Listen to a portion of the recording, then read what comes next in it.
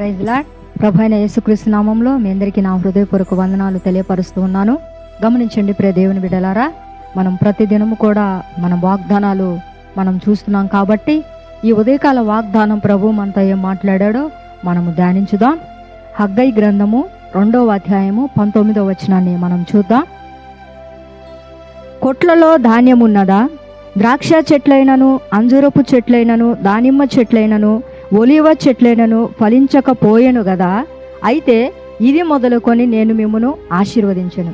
గమనించండి దేవుని బిడ్డలారా, మన ఇంటిలో ధాన్యం లేకపోవచ్చు, ద్రాక్ష చెట్లు ఫలించకపోవచ్చు, అంజూరపు చెట్లు వాడిపోవచ్చు.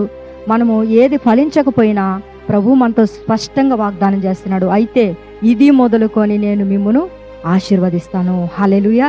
నమ్మిన వారందరూ కూడా ఈ వాగ్దానాన్ని బట్టి విశ్వాసముతో ప్రార్థన చేయవలసిందిగా కోరుతున్నాం. కళ్ళు మూసుకోనండి, ప్రార్థన చేద్దాం.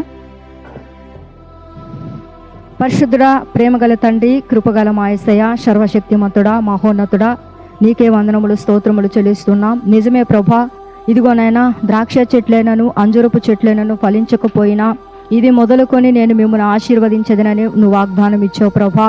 నా తండ్రి, ప్రతి కుటుంబాలను బట్టి ఆశీర్వదించండి, బలపరచండి, మీరు తోడండి, కృప చూపించండి నాయన తండ్రి.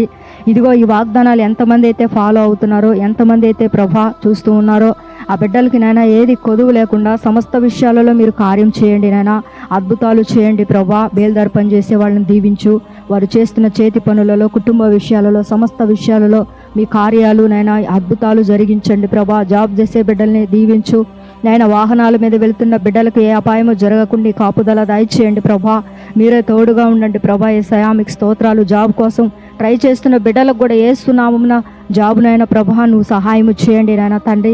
వివాహం కాని వారికి వివాహాన్ని సహాయము చేయండి. గర్భఫలం లేని వాళ్ళకి గర్భఫలం నైనా ఏర్పాటు చేయండి ప్రభా. నా తండ్రి, నువ్వు